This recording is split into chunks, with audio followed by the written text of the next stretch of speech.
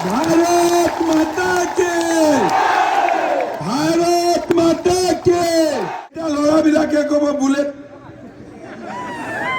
হয়নে বুলেটৰ কালাৰ কি হ'ব মোৰ মটৰচাইকেলখন দিওঁতে এটা কণ্ডিশ্যনত দিম যে মটৰচাইকেলৰ পিছফালে মাক আৰু ভনীয়েক উঠবা পাৰিব সেইটো বস্তু উঠবা নৰে কাৰণ পঢ়া ল'ৰাক মটৰচাইকেল দিম যদি পঢ়া ল'ৰাই পিছফালে সেইটো উঠাই লয় কলেজ যাব উত্তৰে আপা আপি যাব দক্ষিণে হয়নে মই কৈ আছো মহিলাৰ কথা তই কিয় মোক জিন্দাবাদ দি আছ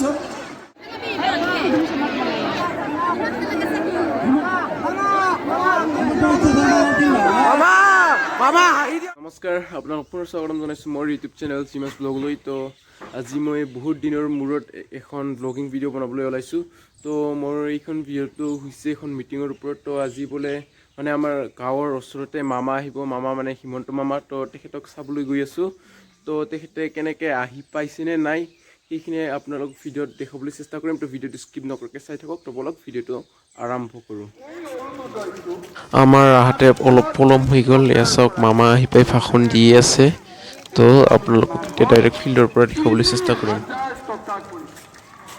মামাই যিহেতু ইয়াত ইলেকশ্যনৰ কেম্পেইন কৰিবলৈ আহিছে তো ভাষণত কি কি কথা কয় আপোনালোকক দেখুৱাবলৈ চেষ্টা কৰিম তো ভিডিঅ'টো শেষলৈকে চাই থাকক আৰু এইটো হৈছে মামাৰ বাহন চাওক কেনেকৈ ফিল্ডত ৰাখি থোৱা হৈছে এইখন হেলিকপ্টাৰ আৰু এইটো ৰেড কাৰ্পেট আৰু এয়া চাওক দৰ্শকসকল কিমানখিনি আহিছে আৰু এতিয়া আপোনালোকক ভাষণখিনি দেখুৱাম তো ভিডিঅ'টো স্কিপ নকৰাকৈ চাই থাকক এইবাৰ বেংকৰ পৰা যি লোন পাম কিন্তু চৰকাৰৰ পৰা ডাইৰেক্টলি 1 লাখ আৰু 2 লাখ টোটেল 3 লাখ টকা আমি গ্ৰুপবিলাকক দিম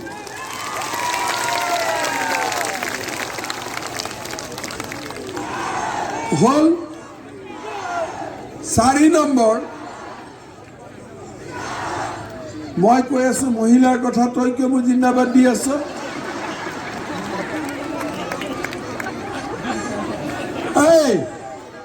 এতিয়া বুলেটত তই জিন্দাবাদ দে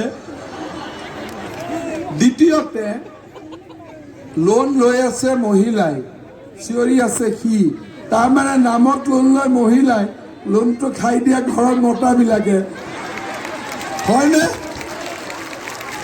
এতিয়া এইবাৰ আমাৰ ছোৱালীবিলাকক আমি স্কুটি দিছিলোঁ কেতিয়া দিছোঁ যেতিয়া হায়াৰ ছেকেণ্ডাৰী ফাৰ্ষ্ট ডিভিজন পাইছে এইবাৰ আমি ঠিক কৰিছোঁ যে ডিগ্ৰী আৰু ইউনিভাৰ্চিটিত যোৱা ছোৱালীকো আমি স্কুটি দিম এটা ল'ৰাবিলাকে ক'ব বুলেট হয়নে বুলেটৰ কালাৰ কি হ'ব কালাৰ কি বুলেটৰ ব্লেক ৰেড এতিয়া মোৰ কথা হ'ল মই ব্লেকো নিদিওঁ ৰেডো নিদিওঁ মটৰচাইকেলৰ কালাৰটো দিম বিজেপি কালাৰ বিজেপি কালাৰ কিয় দিম মোৰ মটৰচাইকেলখন দিওঁতে এটা কণ্ডিশ্যনত দিম যে মটৰচাইকেলৰ পিছফালে মাক আৰু ভনীয়েক উঠবা পাৰিব সেইটো বস্তু উঠবা নৰে কাৰণ পঢ়া ল'ৰাক মটৰচাইকেল দিম যদি পঢ়া ল'ৰাই পিছফালে সেইটো উঠাই লয় কলেজ যাব উত্তৰে আপা আপি যাব দক্ষিণে হয়নে সেইকাৰণে বিজেপি কালাৰ হ'লে গম পাম আৰু যে ইয়াতে আৰু সেইটো নহ'ব আৰু নহ'লে চব মাক বাপেকে ক'ব এই হিমন্ত আমাৰ চলিকেইটাক বেয়া কৰি দিলে হয়নে আচ্ছা স্কুটি হ'ল মটৰচাইকেল হ'ল তেল ক'ত পাম ভৰাব সেইটোতো এটা লেঠা হয়নে আচ্ছা তেল ভৰক নভৰক স্কুটি আহক নাহক মটৰচাইকেল থাকক নাথাকক আজি যে দুধনৈ কলেজত আমাৰ ল'ৰাবিলাক পঢ়ে মই মাজতে আহিছিলোঁ দুধনৈতে হেলিকপ্টাৰ নামাইছিলোঁ ঘৰৰ পৰা অহা যোৱা কৰোঁতে আমি পইচা দিব লাগে নে নাই টেম্পুত বাছত দিব লাগে নে নাই ল'ৰা ছোৱালীক এখন পৰঠা এটা চাহ খাব আকৌ এক্সট্ৰাকৈ 30-25 টকা দিব লাগে নে নাই? এই মাক বাপেকে এই টকা ক'ৰ পৰা পাব? হাজিৰা কৰিব লাগিব। হাজিৰা কৰিও দুটা যদি ল'ৰা কলেজত পঢ়ে কেনেকে ভাড়া দিব? ইমানটো হাজিৰাও নাপায়। সেইকাৰণে এইবাৰ মই ঠিক কৰিছোঁ কি 1 কিলোমিটাৰ বা 2 কিলোমিটাৰ দূৰত যদি কলেজ আছে, কলেজত অহা যোৱা কৰাৰ কাৰণে ল'ৰা ছোৱালীক আমি ডেইলি 100 টকা দিম। তেতিয়া হ'ল কি এডমিশ্যন ফিজ ফ্ৰী, কিতাপো ফ্ৰী, কলেজত যাবৰ কাৰণেও দেউতাক মাকে চিন্তা কৰিব নালাগে। আকৌ ঘৰত অৰুণোদয় আহি আছে, বন্ধনৰ পৰাও মুক্তি, চাউলো বিনামূলীয়া। অলপ মনটো ভাল লাগিবনে নাই? সমাজখন আগবাঢ়ি যাবনে নাই? এতিয়া আপোনালোকে কওক, কোভিড বুলি এটা বেমাৰ আছেনে নাই? মাস্ক কিয় পিন্ধা নাই আপোনালোকে? কিয় পিন্ধা নাই? এটা উত্তৰটো নাই আৰু, পিন্ধা নাই আৰু, হয় নহয়? উত্তৰ আছে নেকি? এই টংকেশ্বৰে কিয় পিন্ধা নাই? শ্যামজিতেও পিন্ধা নাই। তাৰ মানে কি এই কথাটো ময়ো চিন্তা কৰোঁ, কিয় মানুহে মাস্ক নিপিন্ধে? এদিন ডিব্ৰুগড়ত এটা ল'ৰাক মই ধৰিলোঁ, এই বাবা তই মাস্ক কিয় পিন্ধা নাই? অসমততো 3000 মানুহ মৰিছে, আজিও মানুহ মৰিয়ে আছে ভাৰতৰ বাহিৰত। বোলে দাদা আপুনি পিন্ধা নাই। মই বোলো ঠিক আছে, মই পিন্ধা নাই, মই বাৰু কিবা ভেকচিন লৈছোঁ, তই কিয় বাবা পিন্ধা নাই? বোলে নহয়, আমাৰ মা দেউতাই কৈছে যে হিমন্ত বিশ্ব শৰ্মাই যেতিয়া পিন্ধা নাই তাৰমানে অসমত কোভিড নাই, আমিও পিন্ধিব নালাগে।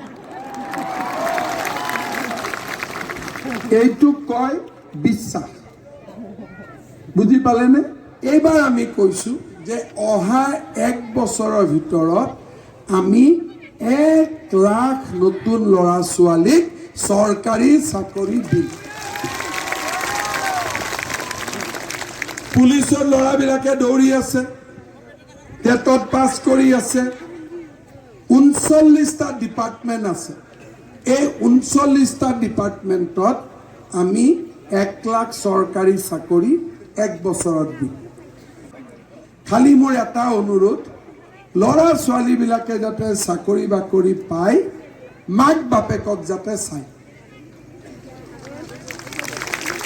আজিকালি এটা নতুন ফেশ্বন হৈছে যে চাকৰি বাকৰি পোৱাৰ পিছত ল'ৰা ছোৱালী কিছুমানে মাক বাপেকক নাচায়।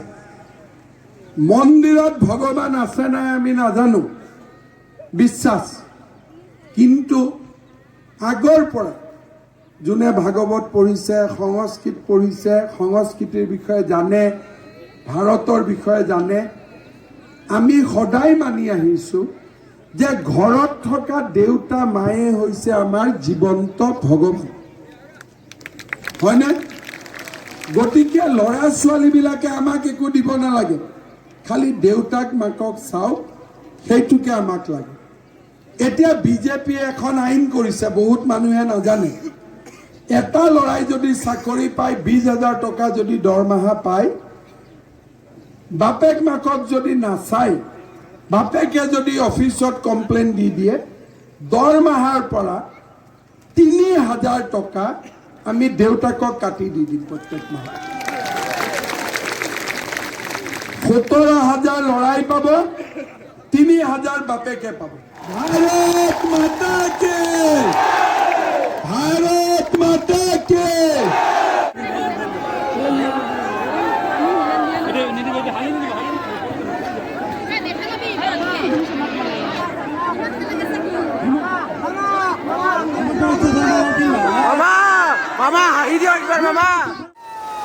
আৰু এয়া মামা যাবলৈ ওলাইছে আৰু ময়ো মোৰ ভিডিঅ' সমাপ্ত কৰিবলৈ ওলাইছোঁ।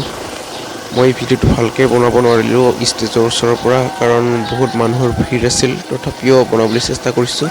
আপোনালোকে যদি ভিডিঅ'টো চাই ভাল পালে তেনেহ'লে লাইক কৰিব, শ্বেয়াৰ কৰিব আৰু কেনেকুৱা লাগিছে কমেণ্টত জনাব আৰু আপোনালোকে যদি মোৰ ভিডিঅ'টো প্ৰথমবাৰৰ কাৰণে চাই আছে মোৰ ইউটিউব চেনেলত তেনেহ'লে মোৰ চেনেলটো ছাবস্ক্ৰাইব কৰি দিব ধন্যবাদ